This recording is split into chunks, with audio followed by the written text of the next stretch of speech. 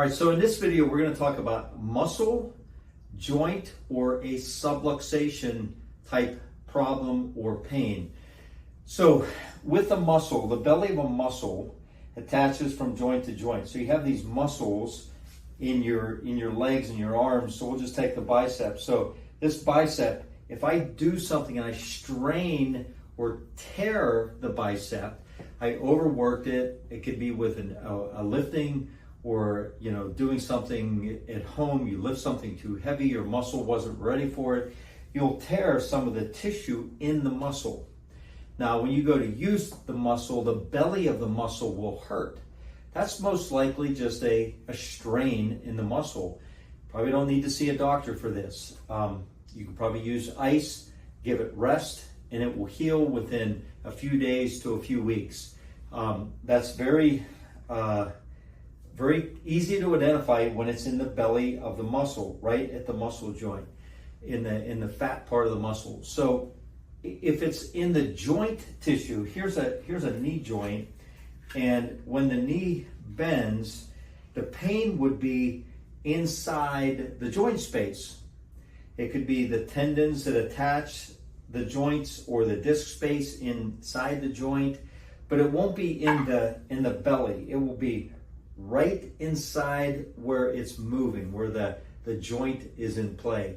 Now, if this is, again, just a simple injury, you may have overstrained and you may have damaged one of the tendons that are closer to the joint. But if it's a chronic where it just feels stiff all the time, this is most likely a chronic arthritis type condition, joint decay type condition. So the joint space in any joint, this is the spine, but a joint space in your knee, in your elbow, in your shoulder, in your hip, there's a space where there's cartilage that it keeps it moving, it keeps it fluid, like a balloon inside there.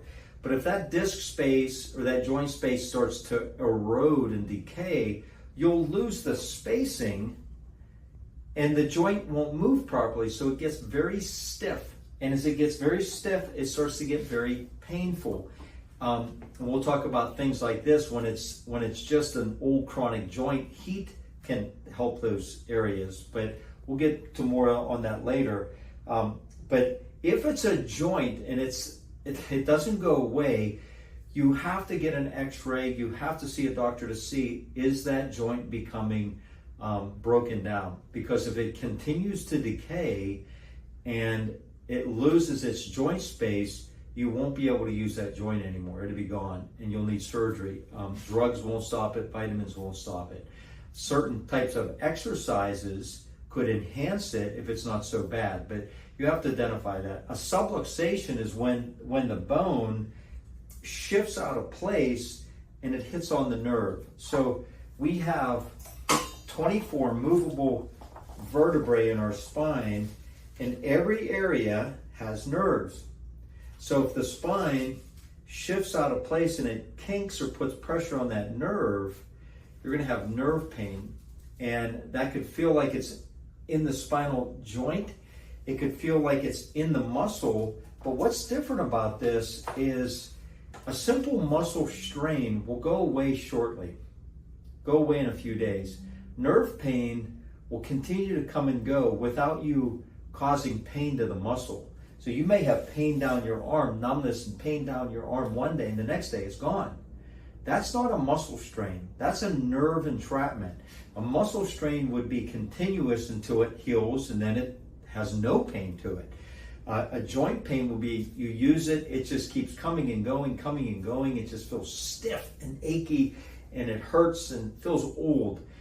Nerve pain is one of those things that when the nerve that travels down into the arm, if it keeps pinching in the neck, it will keep coming and going until it starts to come more often and doesn't go so much. And the only way to identify that is with an x-ray, a spinal x-ray. This is what we do as chiropractors in my office. We take full spinal x-rays to identify every segment, every section of the spine to see, is there a kink? Is there a subluxation? Is there something putting pressure on the nerve, causing nerve entrapment Because if it is, and you don't correct it, the nerve will continue to die. The joint space will continue to die and degenerate. The same is true for an elbow or a knee. And then we can identify, how old that joint spinal subluxation is by identifying if there's any erosion, decay, bony arthritis, osteoarthritis, disc degeneration disease, and where those nerves are. So if the bones in your neck are starting to degenerate or collapse, those nerves in the neck, they travel into the head, causing headaches. They cause shoulder pain, arm pain. They cause pain across your chest, upper back.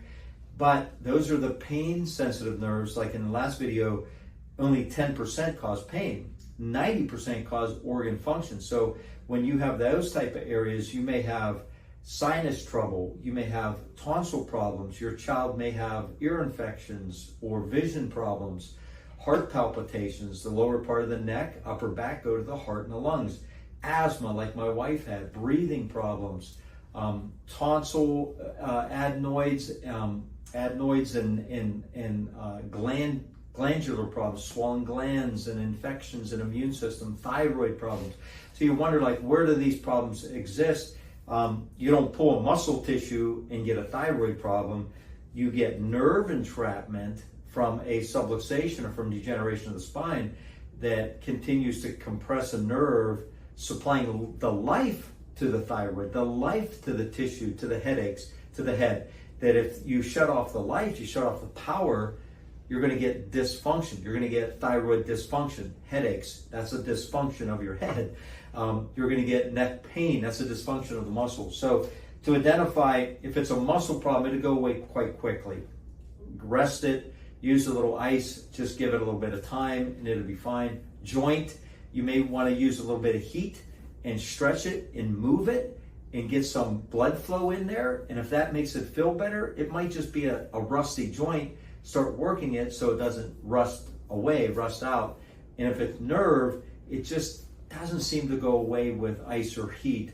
Now, in that case, you need to have your spine and nervous system evaluated to see if that's the problem. When you identify whatever problem you have, then you can go on to treat it. A muscle problem, you're probably not going to have to go to the doctor. You don't need drugs, you don't need wraps or anything. You may just need to rest it. You may not even need ice. Ice just kind of cools the inflammation and makes it feel better. So joint, you may need to see a doctor. A subluxation nerve, you better see a specialized chiropractor that takes x-rays to identify if this is a problem, because any type of chronic issue, if it's not corrected, it will continue to degenerate over time and it becomes more permanent. And nobody wants that as we age. We want to be vibrant. We want to be functional. That's why we have our functional movement for life gym, to be able to be functioning for our entire life, living healthy for our entire life. So I hope that helped. In these next videos, we're going to continue to learn how to identify, correct, and then minimize the problem so you can avoid the doctor.